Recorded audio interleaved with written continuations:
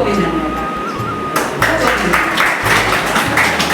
જો બેનો આપણે બીજી છાત્રાલય મોટા મોટા બિલ્ડિંગ આમ બધું ચમક જોઈએ એના કરતા આપણી